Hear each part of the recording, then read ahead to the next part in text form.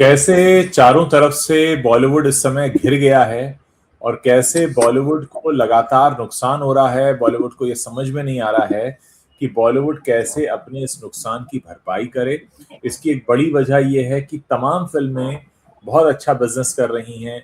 जो regional films हैं, जो बाहर की फिल्म्स हैं, जो कम बजट वाली फिल्म्स हैं, जिसको बॉलीवुड मेन स्ट्रीम नहीं मानता, वो भी इससे अच्छा बिजनेस कर रही है। लेकिन बॉलीवुड के पास वो कमाई नहीं आ पा रही है दर्शकों की जो बाकी सबको आ रही है। आज स्पाइडरमैन भी रिलीज हुई है, रवि जी देख चुके हैं, मैंने नहीं देखी है। तो आज रवि जी से बात करेंगे इस बारे में भी कि स्पाइडरमैन का क्या रिस्पॉन्स है और कैसे ये साल इतना फीका रहा है। ये साल क्या, हम पिछले अगर 5 साल देखें तो बहुत खराब बिजनेस लगातार गिरता रहा है बॉलीवुड का।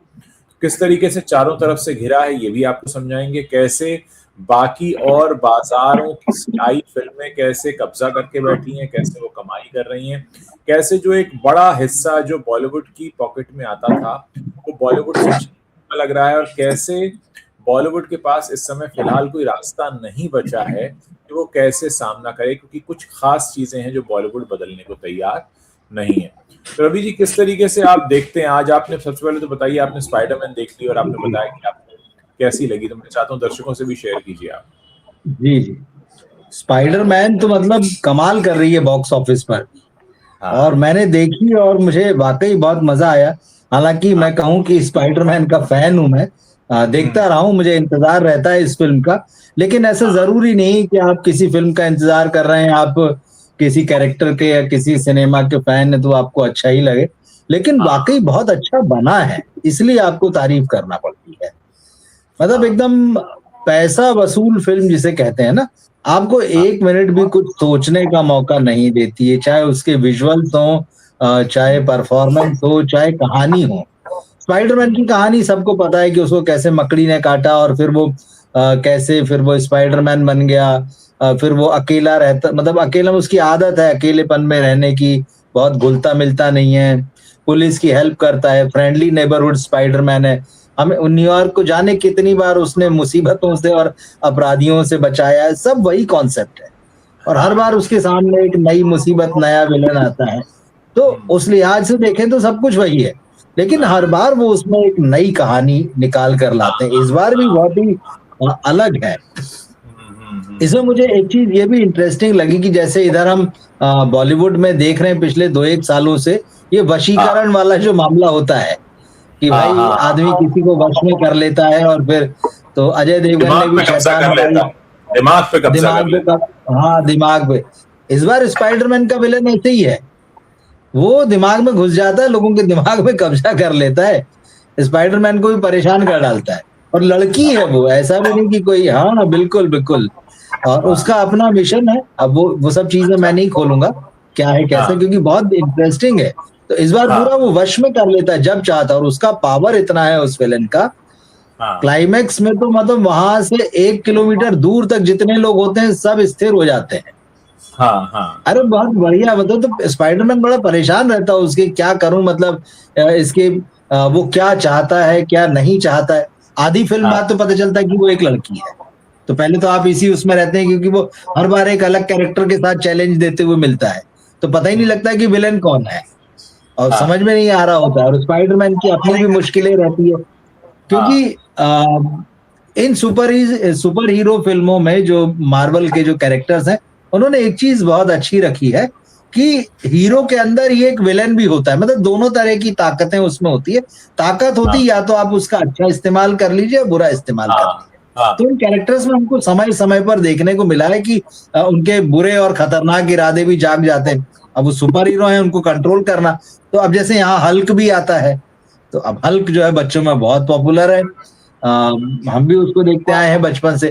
तो ये सारी चीजें, तो हल्क जो है बहुत फ्रेंडली है, लेकिन फिर उसके अंदर वो जो ताकत है, जो विलेन है, जो दिमाग पर कब्जा जमा लेता है, तो वो उसके दिमाग पर कब्जा जमा के फिर उसको स्पाइडरमैन के खिलाफ ही खड़ा कर देता है। और उसके बाद वो जो बड़ी बड़ी चीजें, तहस नहस होने के वो जो सीन है, स्पाइडरमैन की जो अपनी इमोशनल जर्नी है, मतलब पिछले, मतलब दिखाया गया है कि अकेले जैसे रहता है, लेकिन उसकी एक गर्लफ्रेंड भी है, मगर वो अपनी आइडेंटिटी छुपाता है, उससे अलग रह रहा है। क्यों रह रहा है, पिछली फिल्म में था ये सारी चीजें। तो ये तो है स्पाइडरमैन ब्रांड न्यू डे, इस पूरी सीरीज ये वाली फिल्म का जो नाम है। तो कुल मिला के मतलब वही मुझे लगा कि ये इंडियन सिनेमा के या इंडियन दर्शकों के इसलिए भी नजदीक है क्योंकि हम वशीकरण की बातें इधर पर्दे पर देखते आए, यहाँ भी वशीकरण का मामला है, लेकिन आप उसको देखिए कि वो किस लेवल पे ले जाके बनाते हैं। तो स्पाइडरमैन आखिरकार तो चलिए बच जाता है। और एक और चीज है, जो सुपर हीरो होता है जनता उसके लिए कितनी क्रेजी होती है। जब वो अस्पताल में जिंदगी और मौत से जूझ रहा होता है तब आप दर्शक मतलब वहां जो पब्लिक है उसको देखिए। अगर आपकी जिंदगी में आपकी सोसाइटी में कोई रियल हीरो है तो लोग जान देने को तैयार रहते हैं उसके लिए। तो ये कहीं ना कहीं मैसेज वाली भी बात है, फर्जी हीरो और उसके बाद में असली हीरो। तो मैं कई चीजों को जोड़ के देखता हूँ। तो फिल्म के क्लाइमेक्स में दिखता है भाई स्पाइडरमैन को गोली लगी, वो क्या वो मर जाएगा? मर जाएगा तो बाहर, और लोगों ने किसी ने उसको तो देखा तो है नहीं, लेकिन लोग उसके लिए बिल्कुल दीवाने हैं, पागल हैं। वो फ्रेंडली नेबरहुड है और उसको बहुत प्यार करते हैं। कैसी भीड़ लगती है और किस तरह से लोग उसके लिए प्रेयर कर रहे हैं। तो मजा आया देख के, मतलब कि वो जो दिमाग में घुस जाने वाला विलेन रहता है और जिस तरह से पूरी फिल्म जो है कसावट के साथ लिखी गई है, मैं आपसे कहूँगा मतलब अगर बॉलीवुड वाले इस तरह से लिखने लगे, मुझे लगता है इनको कम से कम 20 साल इनके बस का नहीं लगता है। आज कोशिश करेंगे अगर ईमानदारी से 20 साल लगेगा वहां तक पहुंचने के लिए। जी मैं नहीं देख पाया हूं, लेकिन आपकी बातें सुनकर लग रहा है कि मुझे जाना चाहिए। आपकी बातें सुनकर बिल्कुल देखना चाहिए। हाँ, बहुत मजा आया देख के उस फिल्म। आप मुझे कलेक्शन बता रहे थे पहले दिन का, आप मुझे कलेक्शन बता रहे थे पहले दिन का। हाँ, मैं देख रहा था फिर 60 करोड़ रुपए का पहले दिन का कलेक्शन है भाई। इंडिया में रिकॉर्ड है, किसी हॉलीवुड फिल्म ने पहले दिन 60 करोड़ रुपए से ऊपर कमाई नहीं की। मतलब ये इतना जबरदस्त कलेक्शन है। सेकंड डे भी आज इसका कलेक्शन जो है 50 करोड़ के ऊपर जा रहा है। मतलब ये फिल्म 2 दिन में 100-125 करोड़ रुपए के बीच का बिजनेस कर रही। कहाँ है बॉलीवुड? तरस रहे हैं आज की डेट में कि यार हमारी फिल्में जो है एक हफ्ते में भी 100 हो जाए तो बहुत लग रहा है। ये फिल्म 2 दिन में 100 करोड़ से ऊपर का बिजनेस कर रही है। और हॉलीवुड की फिल्म, मेकिंग देखिए आप, उनकी राइटिंग देखिए, जबकि इंडियन नहीं है ये, पूरा मतलब पूरी तरह से हॉलीवुड की फिल्म है। आप कहते हैं कि इंडियन फिल्मों जैसे एक्शन होना चाहिए, नाच गाना, रोमांस, मसाला, कॉमेडी, कुछ नहीं। वो एक परफेक्ट स्टोरी लेकर आते हैं, उसको बहुत परफेक्ट ढंग से उन्होंने बनाया है, आपको 1 मिनट भी टस से मस नहीं होने देते हैं। तो लगता है भाई कि आप फिल्म देख रहे हैं, आपको मजा आ रहा है, एक नई अलग दुनिया में है आप। भाई अभी जैसे स्पाई थ्रिलर आई थी ये फिल्म स्पाई यूनिवर्स की अल्फा, जो कि एक बहुत बड़ा डिजास्टर रही है। कहाँ स्पाइडरमैन 2 दिन में 100 करोड़ कर रही है और कहाँ ये 100 करोड़ की फिल्म जो थी ये 20 करोड़ इसको कमाने मुश्किल पड़ गए।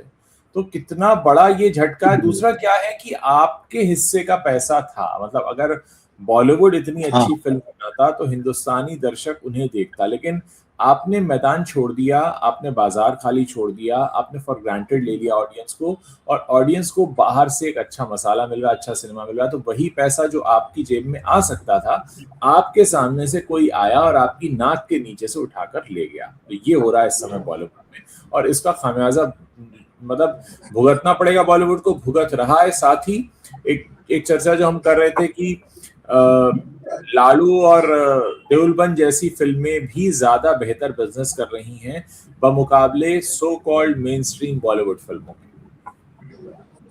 भाई स्टेट जो खबर देख रहा था उसमें वही है कि लालू और देओल 2 जैसी फिल्में जो है अल्फा से ज्यादा कमा रही। आप सोचिए, बॉक्स ऑफिस पर वो सुपरहिट फिल्म है जिस भी बजट में बनी है, और उनकी कमाई जो है अल्फा से ज्यादा है।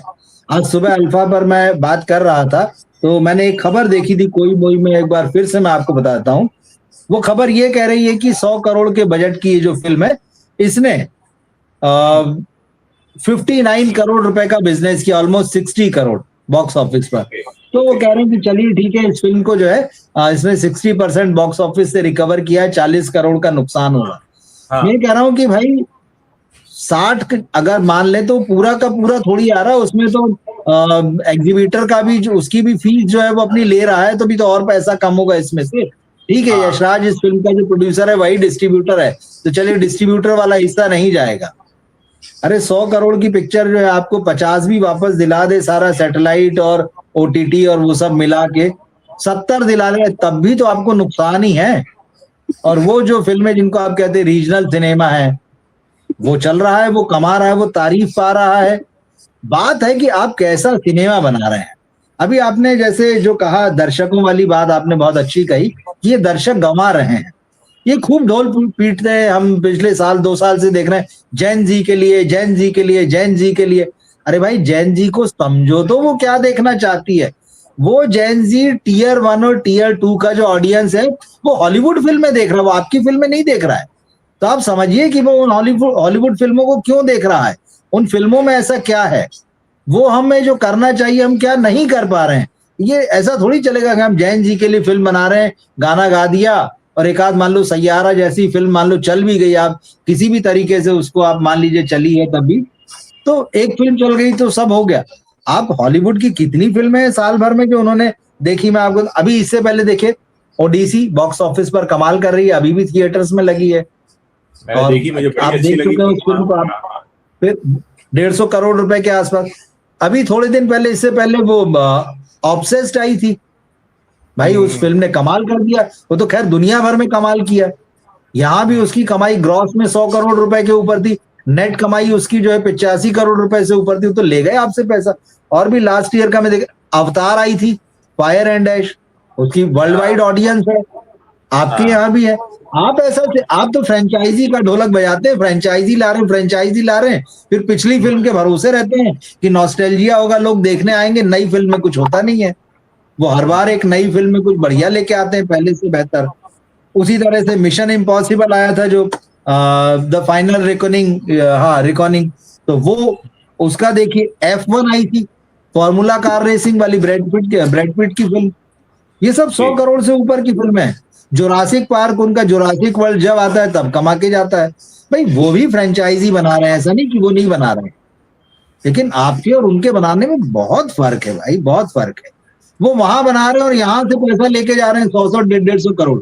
आप यहाँ अपनी फ्रेंचाइजी फिल्म बनाते हैं, अब उसी का 100 150 करोड़ में आपको 2 हफ्ते 3 हफ्ते इंतजार करते बैठे रहते हैं, फिर पता नहीं सच्चे झूठे फिगर बना के आप बता देते कि नहीं नहीं फिल्म तो हिट हो गई है। इतना आप ऑडियंस को नहीं पकड़ पा रहे हैं, नहीं समझ पा रहे हैं।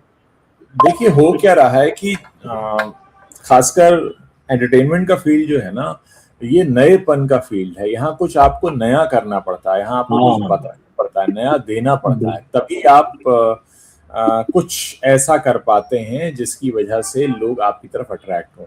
अगर आप कोई नया प्रयोग नहीं करेंगे, अगर आप कुछ भी ऐसा लेकर नहीं आएंगे जो दर्शकों को आपकी तरफ अट्रैक्ट करे, और एट द सेम टाइम दूसरे मार्केट से, दूसरे बाजार से ऐसा सिनेमा आ रहा है, तो क्या होगा, लोग उधर अट्रैक्ट होंगे। तो अब हो क्या रहा है कि दो नुकसान हो रहे हैं। पहला नुकसान तो ये हो रहा है कि आप अपने दर्शकों को गंवा रहे हैं, आपकी कमाई नहीं हो रही, आपका खर्चा हो रहा है पर आप उसमें घाटे में जा रहे हैं। दूसरा क्या है, आपने बाजार तैयार कर दिया है, यानी थिएटर तैयार है, और उसी स्क्रीन पर जब आपकी पिक्चर आती है तो सीट्स नहीं भरती, उसी स्क्रीन पर जब दूसरे की फिल्म आती है तो सीट भर जाती है। यानी आपने पूरा थाली सजा कर दे दी है कि आइए जी, ये हमारी जनता तैयार है, सिनेमा की शौकीन है, देखना चाहती है, सिनेमा हॉल हमारे यहाँ बने हुए हैं, हम अपना प्रोडक्ट इतना खराब लाएंगे कि वो चलेगा नहीं।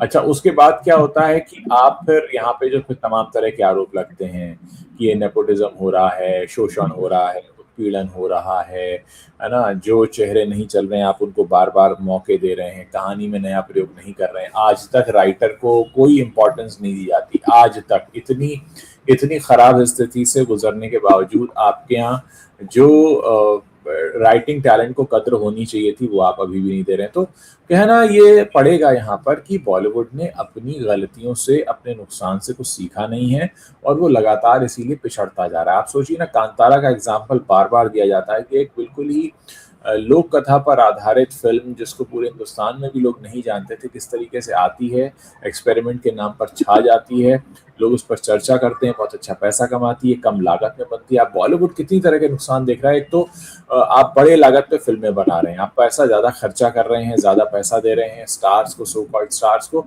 वो लोग भी अपने लिए भीड़ खींच के नहीं ला रहे हैं। फिर आप एक दुनिया के सामने बहुत खराब एग्जाम्पल सेट करते हैं कि हमने इतना खराब कंटेंट बनाया, फिर आप ही के सामने आप ही के ग्राहक को दूसरा वाला आता है, वो अपना माल बेच के चला जाता है और आपका ग्राहक आपसे दुगना पैसा उसको दे देता है। बताइए कौन सी ऐसी फिल्म है, हिंदी फिल्म, बॉलीवुड फिल्म, जो पहले दिन 60 करोड़ का बिजनेस कर रही हो। तो इस स्थिति यहाँ पर ये बनी हुई है। अब हो क्या रहा है, इसमें एक और नुकसान है, धीरे धीरे इंडस्ट्री जो पिछड़ रही है, नए लोग हिम्मत भी नहीं कर पा रहे हैं, अरे यार इतना कंपटीशन है, अरे यार इतना वो हो रहा है। तो कुल मिलाकर चीजें बहुत खराब हो रही हैं, पिछड़ रही हैं, तेजी से गिर रहा है मामला। और इसको कंट्रोल करने के लिए आपको एक चीज होती है जिसको हम हिंदी में कहते हैं ईमानदारी, अंग्रेजी में कहते हैं ऑनेस्टी। ऑनेस्टी से अपना काम करना है। ऑनेस्टी कहाँ से शुरू होती है कि अगर आप अच्छा कंटेंट लाना चाहते हैं तो उसके लिए अच्छी लिखावट हो, ओरिजिनल काम हो, मार्केट पर रिसर्च हो, आप देखें कि जनता देखना क्या चाहती है, किस तरह का सिनेमा जनता देख रही है, किस तरह का कंटेंट कंज्यूम करी, उसके आधार पर बनाएं। आप क्या करते हैं, हमें ये बनाना है।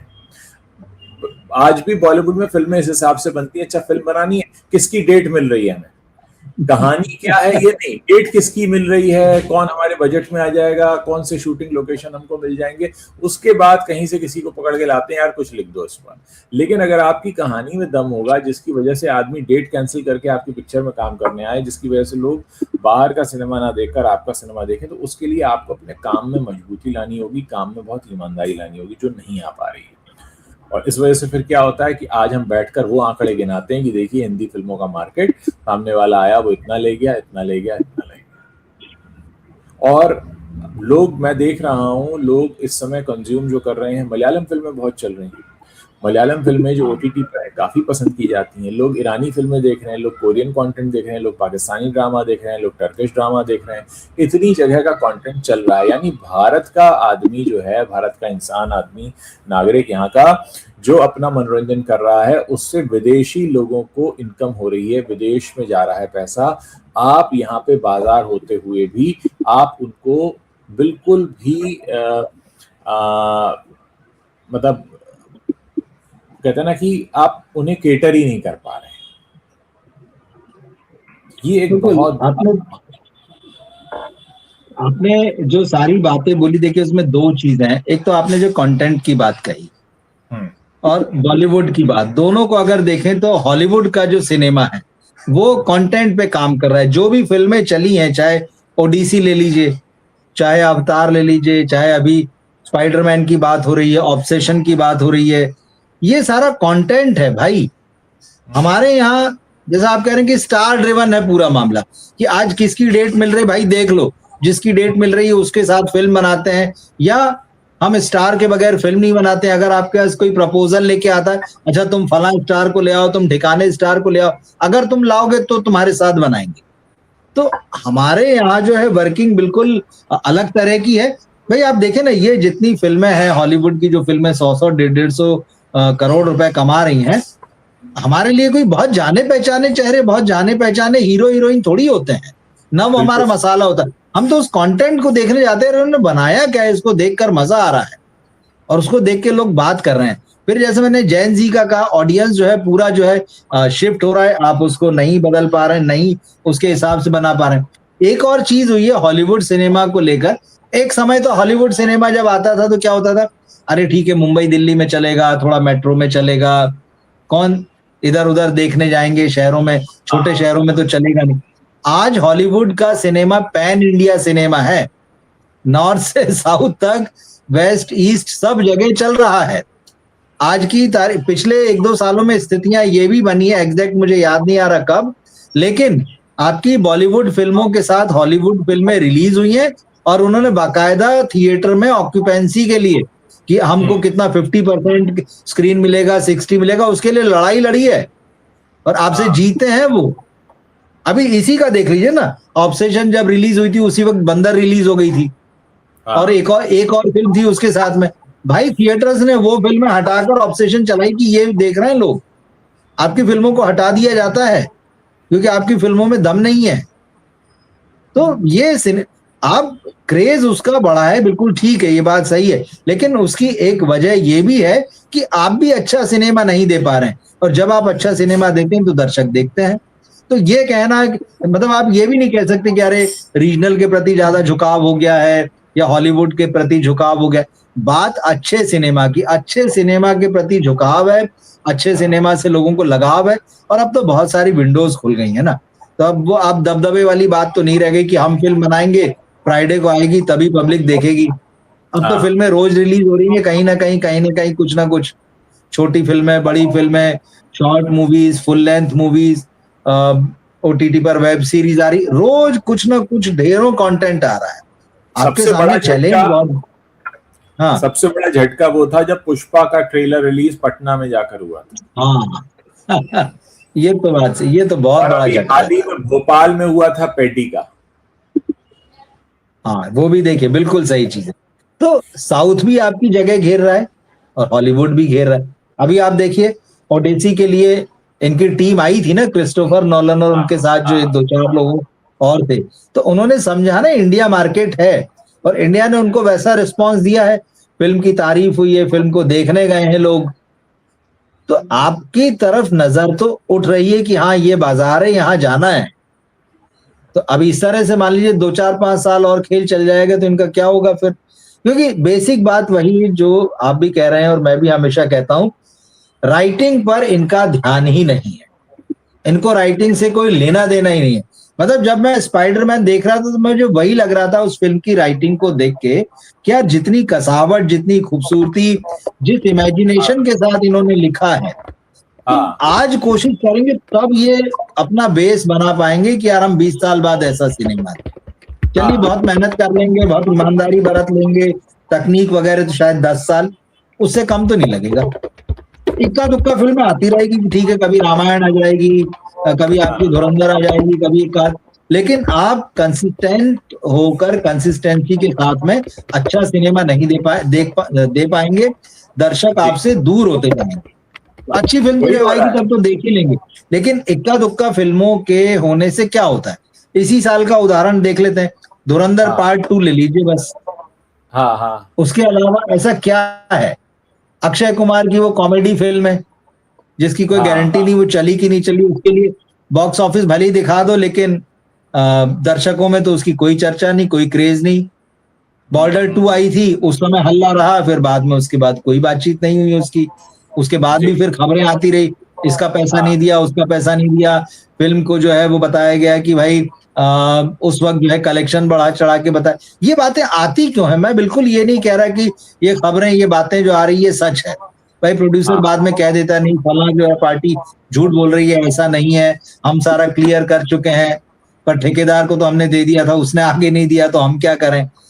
सारी चीजें अपनी जगह ठीक है, ये बात आना ही नहीं चाहिए। आपकी वर्किंग इतनी परफेक्ट और इतनी क्रिस्टल क्लियर होना चाहिए। क्यों उठती है ये आवाजें?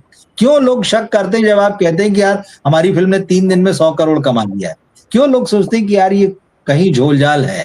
ऐसा तो नहीं है, हमें तो ऐसा नहीं लग रहा। हम तो हॉल गए थे, उतने ऑडियंस तो दिखे नहीं।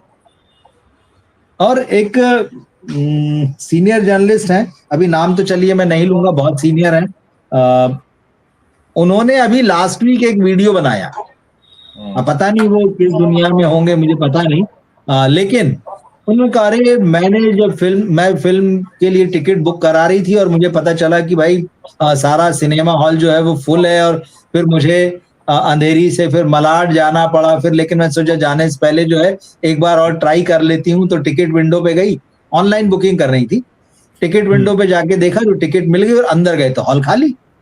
तो फिर वो प्रोड्यूसर डायरेक्टर को गरिया रही थी, कह रहे ऐसे झूठ बोलते हैं और ये और वो।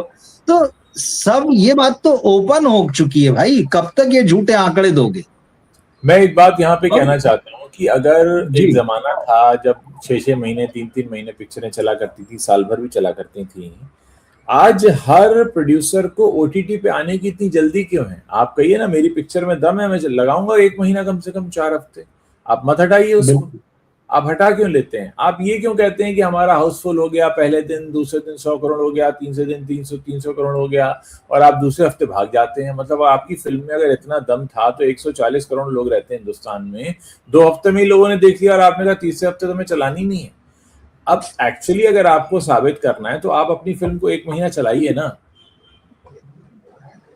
हाँ हाँ बिल्कुल। तो कुल मिलाकर मामला ये है कि आप जो हैं, एक तो क्या होता है कि जब आप फिल्म बनाते हैं और फिल्म बनाने के दौरान ही, हालांकि हम लोग क्योंकि इंडस्ट्री से जुड़े हैं तो इस बात को हम जानते हैं, लेकिन दर्शकों को हम बता दें, बहुत सारे प्रोजेक्ट फिल्म इंडस्ट्री में ऐसे बनते हैं जहां पर फिल्म बनाने वाले इस बात का इंतजार करते ही नहीं है कि फिल्म बनकर लगेगी सिनेमा हॉल में तब हम इससे पैसे बनाएंगे। वो उस फिल्म के बनाने के दौरान ही बहुत मोटा पैसा काट चुके होते हैं। ये ठीक ऐसे होता है कि मान लीजिए कहा गया कि ये फिल्म 100 रुपए में बनेगी, पर एक्चुअल वो फिल्म 40 ही रुपए में बनने वाली है। 60 रुपए उसके अलग अलग डिपार्टमेंट के लोग अपनी जेब में रखने वाले हैं। तो जब वो 40 रुपए वाली फिल्म 100 रुपए में बन के तैयार हुई, तब तक 60 रुपए जा चुके थे अलग अलग डिपार्टमेंट के लोगों की जेब में। तो अब उनकी बला से पिक्चर हिट हो न हो, चले न चले, उनका जेब तो भर गया। तो ये जो प्रोसेस है, ये बेईमानी वाला प्रोसेस है, और इस वजह से क्या होता है कि आप कहते हैं यार ये तो पिक्चर कूड़ा बनी है या नहीं चल रही है। हालांकि हमारे देश के कई और हिस्सों में भी काम होता है। हम जितना टैक्स मनी देते हैं, अगर उतने टैक्स मनी से सड़कें बने तो कभी गड्ढे ना हो, अगर उतनी टैक्स मनी से तो गड्ढे नहीं, लेकिन वो लगता नहीं, वो लोगों की जेब में जाता। तो फिल्म इंडस्ट्री में भी एक इंटरनल करप्शन है, और इसको लेकर खासकर बॉलीवुड में ज्यादा है, साउथ में कम है। साउथ में क्या होता है, कई बार छोटे बजट की फिल्म होती है, बहुत क्लोज ग्रुप होता है जो बनाता है, तो वहां पे वो पैसे उतना जेबों मनी ठूसते हैं, वो ईमानदारी से पैसा लगाते हैं, फिर वो उसमें से मुनाफा जब आता है तो उसमें से अपना हिस्सा लेते हैं। साउथ की एक और खूबी ये है कि वहां पर बाकायदा बड़े बड़े सुपरस्टार्स के फैन ग्रुप्स हैं जो इस बात पर नजर रखते हैं कि कहीं से पायरेसी ना हो। बाकायदा जो सुपरस्टार्स के फैंस हैं, मतलब वहां पे ग्रुप्स, बड़े बड़े ग्रुप बने हुए हैं जो इस बात पर नजर रखते हैं कि हमारे स्टार की अगर फिल्म आ रही तो उसकी कोई पायरेसी ना करे। लेकिन यहाँ पर ऐसा कुछ भी नहीं है। जो खुद को फैन कहता है वो पायरेटेड भी देख लेता है, जो खुद को बहुत ईमानदार फिल्म मेकर कहता है वो उसके बनाने के दौरान ही जेब में पैसा भर लेता है अपने। तो क्योंकि बेईमानी पर खड़ी हुई कोई भी इमारत जो होती है वो बहुत लंबे समय तक बुलंदी से नहीं खड़ी रह सकती, इसीलिए हिंदी फिल्में भी 1 या 2 हफ्ते चलती हैं, फिर वो OTT पर आती हैं। उन्हें जल्दी जल्दी अपना बोर्ड दिखाना होता है कि हमने तो 2 हफ्ते में 300 करोड़ कमा लिए, 2 हफ्ते में हमने 100 करोड़ कमा लिए, देखो इतनी बड़ी डील हो गई। लेकिन अंततः क्या होता है, वो खोखला होता है। तो किसी भी फिल्म को परफॉर्म करने की एक लिमिट होती है कि कोई फिल्म कितना चल सकती है, लेकिन आप उसमें भी झूठ बोलते हैं, आप उसमें भी लगातार कहते हैं ना कि झूठ का इतना सहारा लेते हैं कि वो जब इतना खोखला झूठ होता है कि वो धाराशायी हो जाता है, वो गिर पड़ता है। वरना आप खुद सोचिए, अगर कोई पिक्चर चल रही है तो चलने वाली पिक्चर को तो प्रोड्यूसर कहेगा यार 2 हफ्ते चल गई, 2 हफ्ते पर और लगाते हैं। लेकिन आप तीसरे हफ्ते ही OTT की लाइन में देखते हैं और 8वें हफ्ते में आपकी OTT में आ जाती है। तीसरे हफ्ते तो खबर आ जाती है कि इतने बिक गई OTT में, इतने की डील हो गई। तो कहीं ना कहीं कमजोरी है। अगर वाकई दम होता तो चलती ना आज भी फिल्में, 6-6 महीने चलती, 2 महीने चलती, 1 महीने तो चलती। कितनी फिल्में जो 1 महीने चलती हैं? बहुत कम गिनती की फिल्में होती हैं जो 1 महीना चलती हैं। दूसरे हफ्ते में बड़ी से बड़ी फिल्म आउट हो जाती है। तो जो खोखलापन है, चाहे वो कहानी को चुनने के लेवल पर हो, क्रू को पैसा देने के लेवल पर हो, ईमानदारी से फिल्म को लागत लगाने को लेकर हो, या एक ट्रू ऑनेस्टी हो ऑडियंस के प्रति। कितने लोग हैं जो इसलिए फिल्म बना रहे हैं because they are passionate for this film? ऐसा नहीं है। और आर्ट एक ऐसा एरिया है जहां पर अगर आप पैशनेट नहीं हैं तो फिर आप नहीं सर्वाइव कर सकते। आर्ट में पैशन पहले चलता है। फिल्म बनाना बिजनेस भी है, एक बड़ी लागत भी होती है, लेकिन अगर आप पैशनेट नहीं हैं, आप उसके प्रति जुनूनी नहीं है, दीवानगी नहीं है, तो आप नहीं कर पाएंगे। पुरानी जमाने में कितने सारे फिल्म मेकर्स कई बार तो बर्बाद भी हो जाते थे। वो इतने जुनून से पैसा लगाते थे, जुनून से फिल्म बनाते थे कि वो आधे दीवाने रहते थे। आप देखिए ना, राज कपूर ने पूरा अपना जीवन लगा के इतना बड़ा RK स्टूडियो खड़ा किया था, तो क्या राज कपूर ने जुनून के बिना फिल्में बनाई हैं? किस तरह से बनाई उन्होंने। मेरा नाम जोकर के वक्त जब वो बिल्कुल ही मामला बर्बाद हो गया, उसके बाद फिर उन्होंने बॉबी जैसी फिल्म बनाई। तो उस जमाने में ऐसे लोग थे।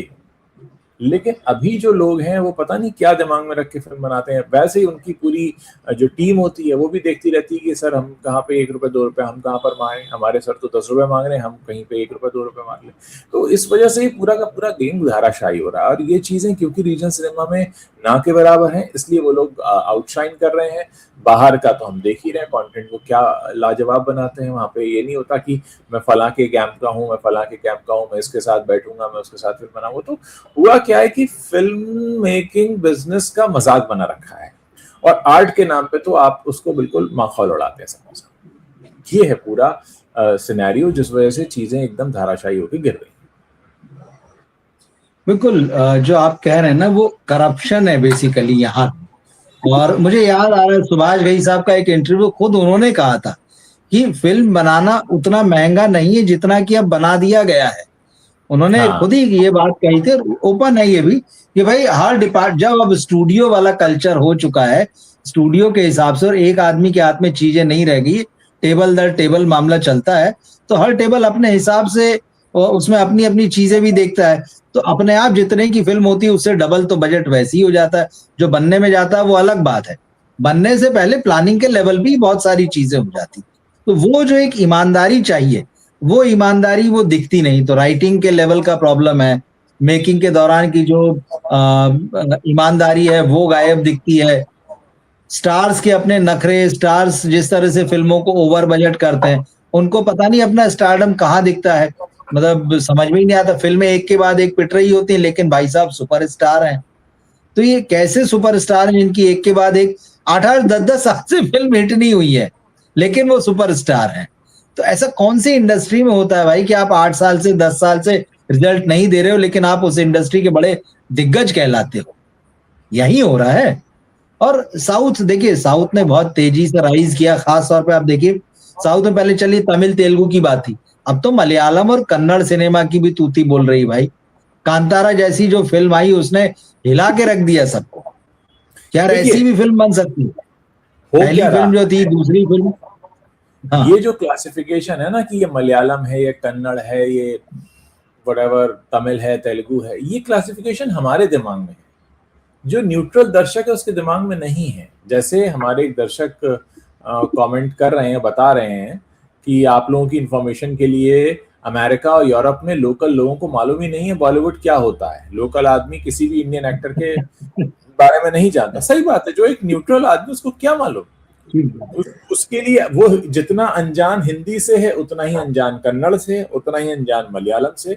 मैंने एक छोटा सा इंसिडेंट बताता हूँ। तो मैंने बहुत क्लोजली काम किया चाइनीज लोगों के साथ में। तो अच्छा, मेरी टीम के जितने लोग थे वो बड़े शौकीन थे फिल्मों के, सब तरह की फिल्में देखते थे वो। तो वो अक्सर मुझसे पूछते थे, उनको पता फर्क नहीं पता लगता था। एक जो व्यक्ति हिंदी नहीं जानता उसके लिए कन्नड़ भी हिंदी है और हिंदी भी कन्नड़ है। मुझसे पूछते ये आया है, वहां मीम्स भी चलते थे कि इसका क्या मतलब है या ये कौन एक्टर। मैं बोल रहा नहीं, हिंदी नहीं है। तो उनको हैरानी होती थी, तुम कैसे पहचानते हो कि हिंदी नहीं है? मैंने कहा भाई हिंदी मेरी भाषा में समझ में आ जाती है, दूसरी भाषा है। सोचा अच्छा कौन सी भाषा है? मैंने कहा मुझे नहीं पता, कोई साउथ इंडियन लैंग्वेज है, ये तमिल तेलुगु कन्नड़ मलयालम में से कुछ हो सकती है, क्योंकि हम इतना डिफरेंशिएट नहीं कर पाते हैं कि बोलते से सुन लें। तो अब आप उनकी जगह रख के देखिए ना, उनको पिक्चर अच्छी लगी हिंदी देख लेंगे, नहीं तो वो कन्नड़ मलयालम देख लेंगे। तो ये क्लासिफिकेशन भी हमारे दिमाग में, क्योंकि हम जानते हैं।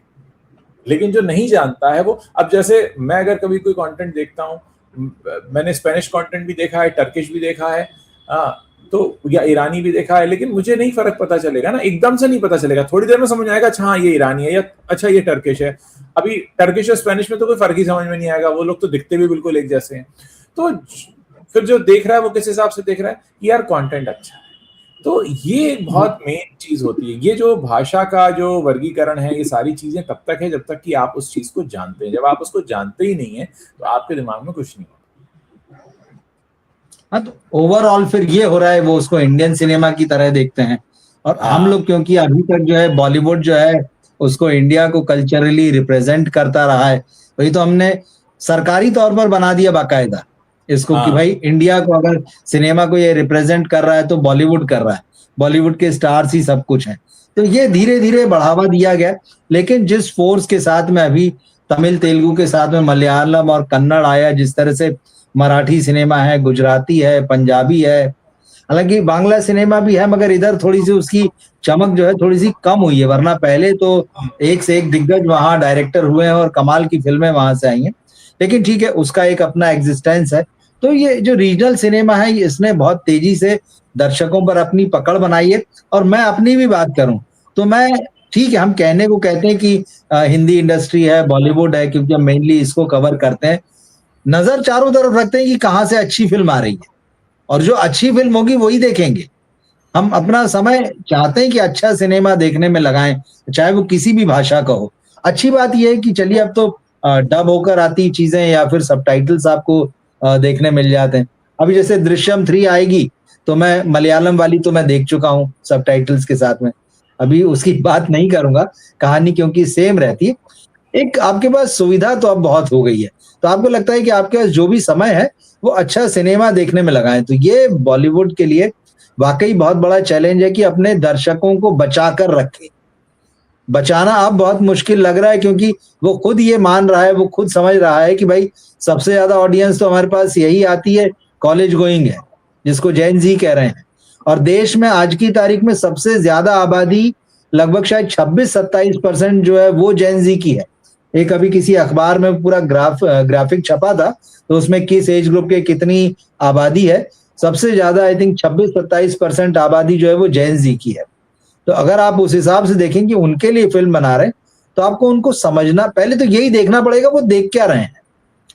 वो मजे, हंसी ये आती है, कोरियन ड्रामा वही बात वही है। तो आप तो पूरी तरह जिनके, तो फिर आप या तो भूल जाइए कि भाई देखो हम इनके हिसाब से नहीं बना सकते हैं, तो आप उस एज ग्रुप के लिए ना बना के जो बाकी एज ग्रुप बच रहा है उसके लिए सिनेमा बनाइए भाई, अच्छा बनाइए, तो वो देखें कम से कम। और अगर वो देखेंगे, चर्चा करेंगे, तो हो सकता है नई पीढ़ी भी देखने लगे कि यार हमारे घर में कौन सी फिल्म की बात हो रही, जरा ये देख लें। तो ना तो आप उनको खुश कर पा रहे हैं, ना आपके ट्रेडिशनल ऑडियंस से ना आप उनके लिए कुछ कर पा रहे हैं, तो मामला जो है खत्म होने की तरफ बढ़ रहा है। अच्छा दर्शक अच्छा सिनेमा देखने वाला रीजनल फिल्में और विदेशी फिल्में देख रहा है, ओटीटी पर भी देख रहा है, थिएटर जाना कोई मजबूरी नहीं रह गई अब तो। हमारे समय में तो थी कि वहीं जाके देखेंगे। असल में क्या है कि जब आप किसी प्रॉब्लम के बीच में होते हैं ना, तो आप उस प्रॉब्लम को समझ नहीं पाते हैं। आपको उस प्रॉब्लम के बारे में वही व्यक्ति बता सकता है जो आपको बाहर से देख रहा है। मतलब मैं गहरी बात कह रहा हूँ, आध्यात्मिक बात कह रहा हूँ, कि जब आप एक प्रॉब्लम के बीच में हैं तो आप उसको समझ नहीं पाएंगे।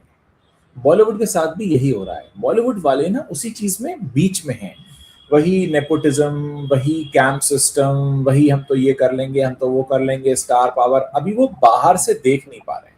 ये सारी चीजें हम क्यों बता पा रहे हैं उनको? ऐसा नहीं हमको कोई दिव्य दृष्टि है और उनको नहीं है, हम बाहर से देख रहे हैं कि यार देखो ये क्या कर रहे हैं, ये फिर से वही गलती कर रहे हैं। क्योंकि आप जब उस गोल चक्कर में घूम रहे होते हैं ना, तो जो बाहर से देखता है वही आपको देख पाता है, आप खुद को नहीं देख पाते। लेकिन अब ये किसी को वैल्यू नहीं देते, इनको लगता है कि हम ही सब कुछ हैं। तो उसमें होता क्या है कि एक तो आप गलती करते हैं, पहली गलती कर रहे हैं, दूसरी गलती आपको ये पता नहीं है कि आप गलती कर रहे हैं, तीसरी गलती ये कि जो आपको बता रहा है आप उसे दुश्मन समझ रहे हैं, आप उसे कुछ भी नहीं समझ रहे हैं। चौथा क्या होता है कि जब तक आपको समझ में आता है तब तक बहुत देर हो चुकी होती है, फिर आप कहते हैं अरे यार ये करना था क्या। लेकिन आप अभी कहते हैं ना, पानी नाक तक पहुंच चुका है, जो बाहर है वो बता रहा है कि भाई तुम बहुत गड़बड़ कर रहे हो, ये अभी उस चीज को समझ नहीं पा रहे हैं। जैसे कुछ समय पहले का स्टेटमेंट है अजय देवगन का, मुझे याद है, जिसमें उन्होंने कहा कि नहीं हमें साउथ से कोई खतरा नहीं है।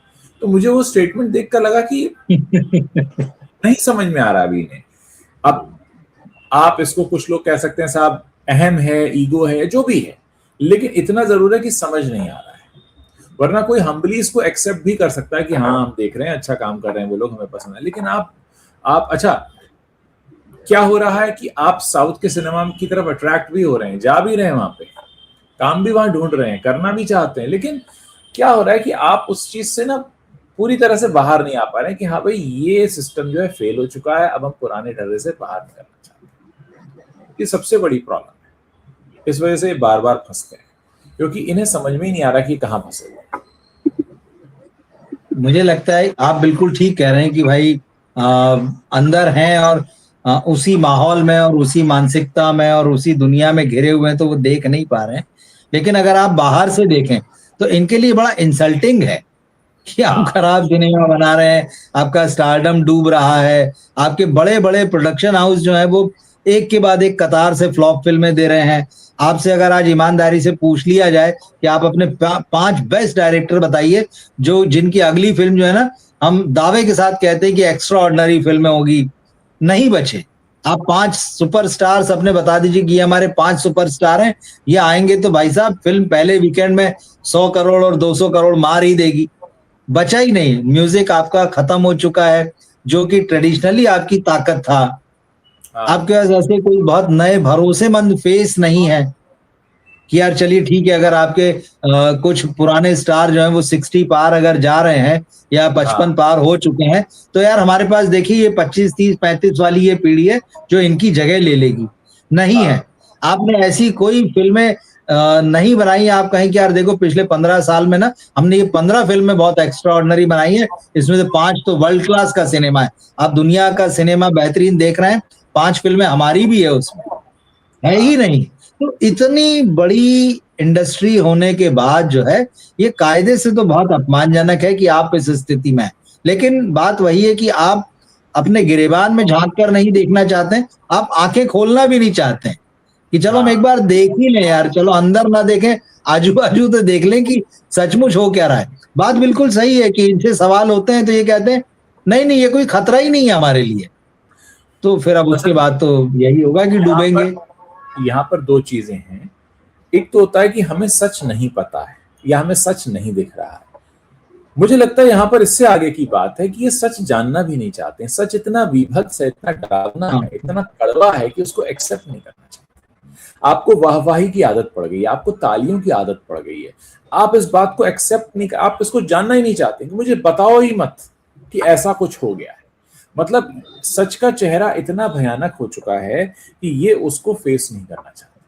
अगर कहीं बैठ के कभी सोचते भी होंगे, कोई करीबी व्यक्ति दबी जबान में कहता भी होगा नहीं यार, उसको चुप करा देते होंगे, क्योंकि वो डर इतना बड़ा है कि आप उसको डर को मजाक में भी सुनना नहीं चाहते। क्योंकि वहां पे क्या है, हावी है ना, आपकी एक हार है, आपकी सोच की हार है उसमें कि अरे मैं गलत था, अरे मुझसे गलती हुई, अच्छा मैंने गलत काम किया, अच्छा मुझे बताया गया तब भी मैंने नहीं किया। तो आप कई बार उसको सुनना नहीं चाहते।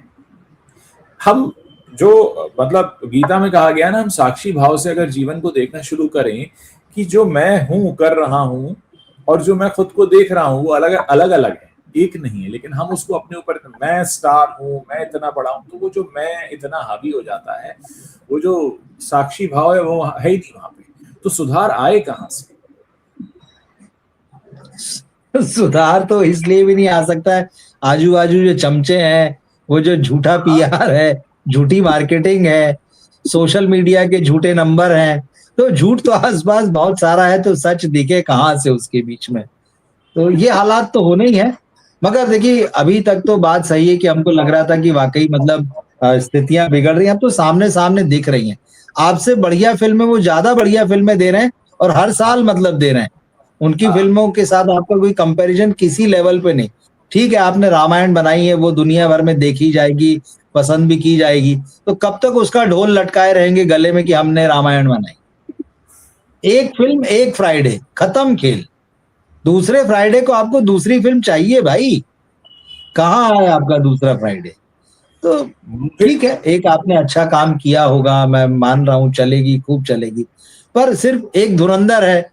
अभी आप सोचिए एक साल पिछले दिसंबर से लेके अभी तक धुरंधर के अलावा कोई ऐसा सिनेमा ही नहीं जिसको लेकर लोगों में क्रेज देखा गया हो। पॉकेट्स में या दो दो चार चार दिन शुरुआत, ओपनिंग, ये सब लोगों ने देख ली, ठीक है, कुछ बात कर ली। कहाँ है वो? या ऐसा हो कि जिसको हमने देखा और बड़ा याद किया और लोगों को रिकमेंड किया, यार ये फिल्म जरूर देख के आना। कहाँ है वो? क्रेज खत्म हो गए हैं। इंस्टाग्राम पे फोटो और रील डाल डाल के जो इन लोगों को अपना मार्केट चलाना पड़ रहा है, खबरों में रहना पड़ रहा है। तो बुरी स्थिति बहुत ज्यादा। और जब स्पाइडरमैन जैसी फिल्म देखते हैं तो तब तो पूरा एकदम कंट्रास्ट नजर आता है कि यार देखो वो क्या कर रहे हैं और हम क्या कर रहे हैं। तो बेसिक्स को सुधारने की जरूरत है, राइटिंग से ही शुरू करना पड़ेगा।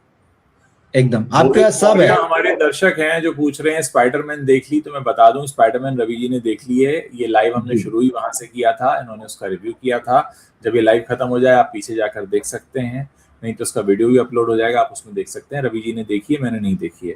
दूसरा जगदीप सक्सेना जी पूछ रहे हैं कि क्या रवि जी ने मुझे सेल्फी भेज दी है, तो आप मुझे शायद भेज देंगे बहुत जल्दी अगर आपको मिल। हाँ, और जैसे मेरे पास तो भेजना बाकी है, फेसबुक पर लगा दूंगा। बहुत सारे लोग पूछ रहे हैं कि वो अपनी सेल्फी कहाँ भेजें, तो मैंने अपना ईमेल आईडी भी शेयर किया था, ujjaltrivedi@gmail.com। यहाँ पर आप मुझे अपनी सेल्फीज भेज सकते हैं। जो लोग इंस्टाग्राम से फ्रेंडली हैं वो अपने इंस्टाग्राम पर पोस्ट करें, मुझे टैग कर दें, मुझे दिख जाएगी, या फिर आप मुझे ईमेल कर सकते हैं। तो कुछ लोगों ने ये भी पूछा है कि बुक की सेल कैसी हो रही है। अच्छी हो रही है, काफी लोग खरीद रहे हैं, मुझे सेल्फी भेज रहे हैं, मुझे फोटो भेज रहे हैं, जिसको मैं फेसबुक पर लगा रहा हूँ। आज रवि जी को भी बुक मिल गई है, एक सेशन हम अपनी बुक का भी रखेंगे। तो ये कुछ सवाल थे जिनके मुझे जवाब देने थे, इसलिए मैंने जल्दी जल्दी जवाब दे दिए। और हाँ, जवाब दिया आदित्य धर से उम्मीदें हैं, देखते हैं। आदित्य धर से पहले तो बंटवारा 1947 आएगी, हो सकता है ये फिल्म अच्छी चले, अच्छा काम कर जाए, ऐसा लग रहा है इसको देखकर। ये थोड़ा सा क्लिक करेगी लोगों को। हाँ बिल्कुल। और कल मैं देख रहा था कई इस तरह के सवाल भी आ रहे हैं, ये बातें भी हो रही कि भाई सनी जो है मुस्लिम व्यक्ति का कैरेक्टर निभा रहे हैं, तो मतलब कई लोगों को संशय है इसमें कि क्योंकि वो मुस्लिम बने हैं तो इसलिए जो है फिल्म को लेकर थोड़ा सा जो उनको डाउट नजर आता है कि शायद लोग देखने ना जाएं, पसंद ना करें। मैं देख रहा था उनकी दरअसल 3 फिल्में हैं इस तरह की जिसमें उन्होंने पहले मुस्लिम कैरेक्टर निभाया है। मैंने कहीं नोट किया था, मुझे मिल नहीं रहा है। अब वो फिल्में बाकायदा नोट करके रखी थी मैंने, कल इस तरह की चर्चा हुई थी तो कि उन्होंने कुछ फिल्मों में मुस्लिम कैरेक्टर निभाए, हालांकि ज्यादा नहीं है, शायद 3 ही फिल्में थी वो। तो ये नहीं कि पहली बार ऐसा करने जा रहे हैं वो। हाँ मैं बता दूं, मिल गया। मैं बता दूं कौन कौन सी फिल्मों में उन्होंने मुस्लिम कैरेक्टर प्ले किया है। पहली फिल्म तो उनकी थी सोनी महिवाल, अच्छा, बड़ी फेमस फिल्म है, खूब चली थी। तो उसमें उनका नाम था शहजादा इज्जत बेग। अच्छा, तो ये फिल्म थी। हाँ, और महिवाल क्योंकि वो जिस इलाके में आ जाते हैं सोनी वाले, तो वो शायद गुजरात पंजाब का इलाका है कोई, तो वहां महिवाल जो है भैंस चराने वाले को बोलते हैं। तो वो आते हैं जब सोनी के प्यार में तो वो वही काम करने लगते हैं, तो वो महिवाल हो जाते हैं। तो वो शहजादा इज्जत बेग होते हैं। ये एक कैरेक्टर था जो मुस्लिम था। दूसरा एक फिल्म है इंसानियत, सोनी महिवाल जो 1984 में आई थी। इंसानियत जो है टोनी जुनेजा डायरेक्टर थे। ये 1994 में ये फिल्म आई थी। इसमें अमिताभ बच्चन भी थे, चंकी पांडे थे। सनी देओल का इस फिल्म में नाम था करीम लाला, और इसमें रवीना टंडन और नूतन भी थी। और ये अकेली फिल्म है जिसमें सनी देओल और अमिताभ बच्चन एक ही फिल्म है। इसके अलावा कभी उन्होंने किसी फिल्म में साथ में काम नहीं किया। एक और फिल्म मिलती है और ये यूट्यूब पे भी मिलेगी, जिसका नाम है खुदा कसम। ये 2010 की फिल्म है, ये एक्शन फिल्म है और इसमें सनी देओल का नाम हुसैन है और ये केसी बोकाड़िया की फिल्म है। इसमें तब्बू हैं, गोविंद नामदेव हैं, सदाशिव अमरापुरकर हैं। तो ऐसा नहीं कि पहली बार जो है सनी एक मुस्लिम किरदार को निभा रहे हैं। तो कल वही लाइव जब मैंने किया था दिन में, तो उसमें चर्चा चली थी, मैं नोट करके रखा, हमारे साथी जो है इस बात को जान लें।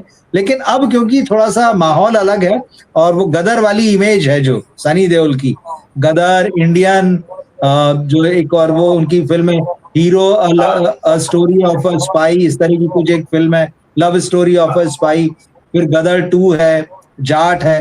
उन्होंने इन फिल्मों ने सनी की इमेज को एक अलग लेवल पे पहुंचा दिया है, तो लोग शायद भूल गए हैं। तो फिर मैंने निकाला कि ऐसा नहीं है, पहली बार नहीं है, और भी फिल्मों में वो मुस्लिम कैरेक्टर को निभा चुके हैं और यहाँ सिकंदर मिर्जा बनकर आएंगे। और एक बात, यहाँ इस फिल्म में वो इंसानियत की लड़ाई लड़ रहे हैं, यहाँ बात हिंदू मुसलमान की नहीं है।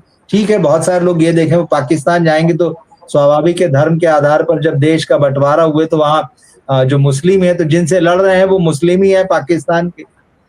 तो अब बहुत ये सारी चीजें भी डिस्कशन में आ गई, सोचिए।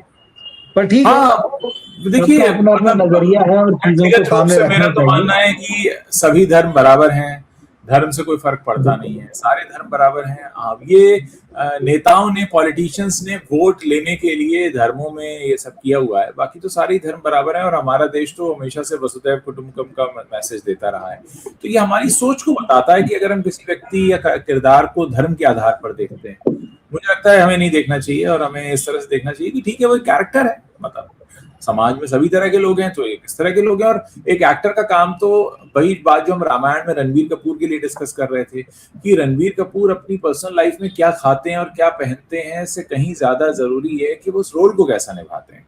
वरना तो फिर सारा बंटवारा हो जाएगा, विलन सिर्फ विलन के रोल करेगा। कॉमेडी में होता था कि आप विलन हैं, मतलब ये अब बात अपने आप में बड़ी अजीब लगती है कि एक एक्टर के आगे लिखा हो कि ये विलन का रोल करते हैं, तो वो एक्टर क्या है? एक्टर तो वो हैं जो जिस रोल में आते हैं उसमें जम जाते हैं और उसमें बांध लेते हैं लोगों को। तो मुझे लगता है कि उससे हमें बाहर निकलने की जरूरत है, ये अपने को संकीर्ण करने का। मुझे लगता है बंटवारा का ट्रेलर जिस तरह से एक ओवरऑल जो उसका रिस्पांस अगर हम देखें तो बहुत पॉजिटिव रिस्पांस है।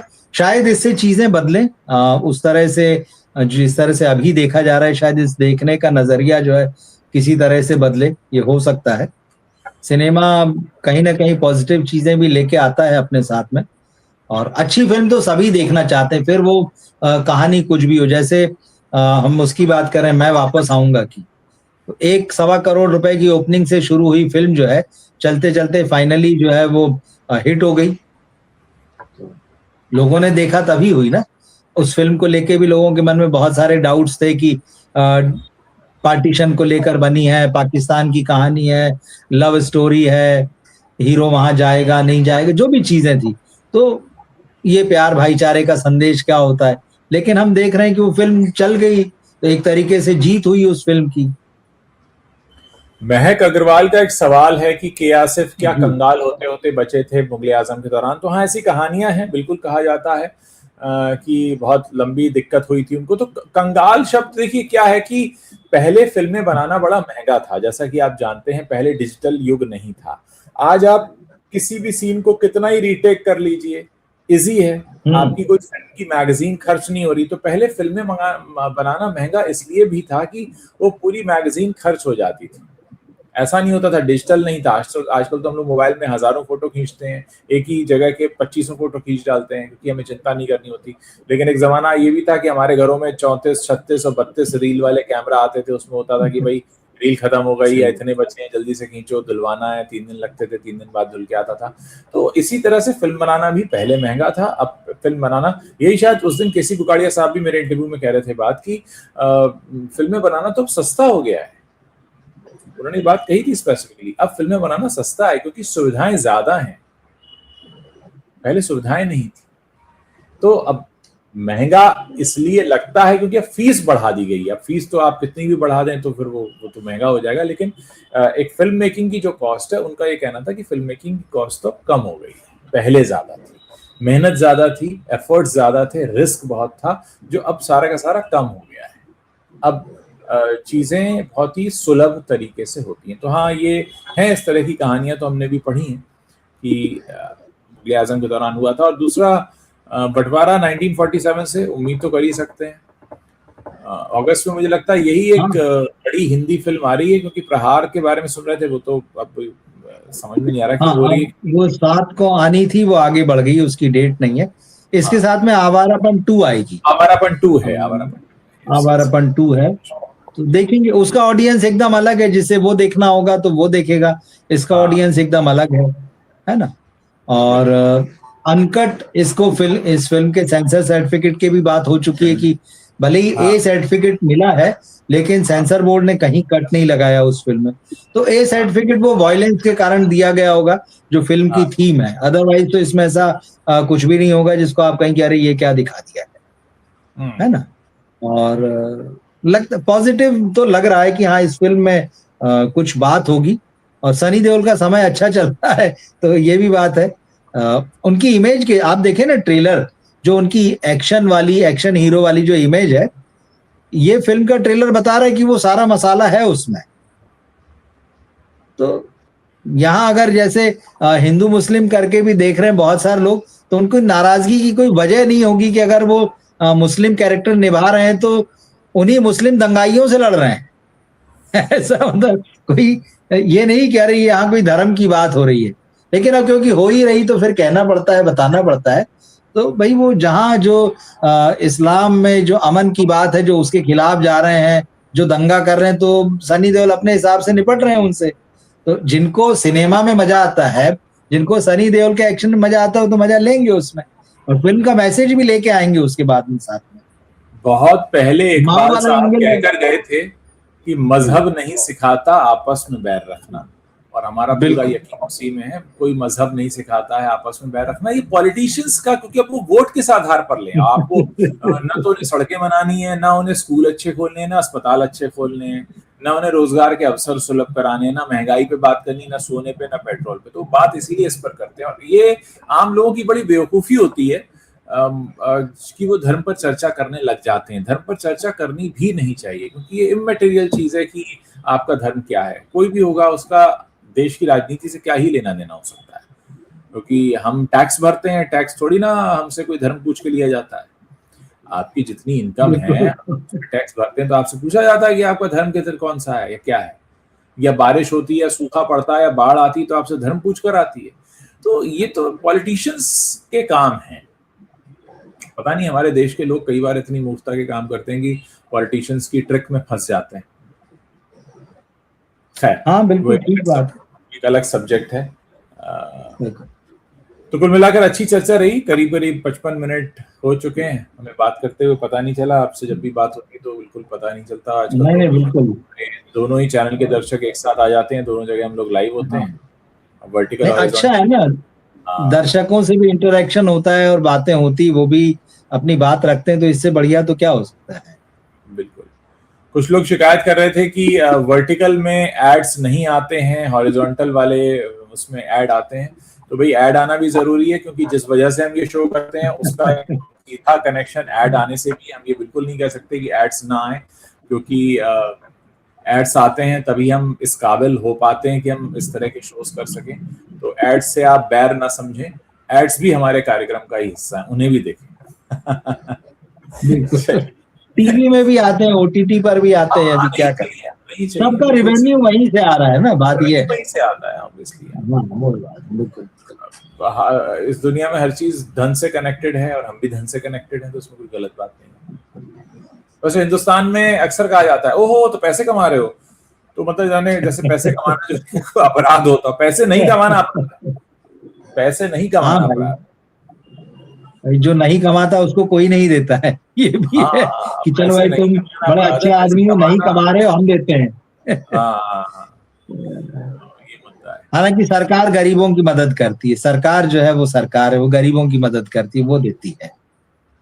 वो तो 80 करोड़ में राशन बांटकर भी मुफ्त में, और विश्व की हम छठी अर्थव्यवस्था हो जाते हैं, हम तो पता नहीं क्या क्या हो जाते हैं। खैर वो तो एक अलग ही मुद्दा है, उसको तो कितनी ही बात करो।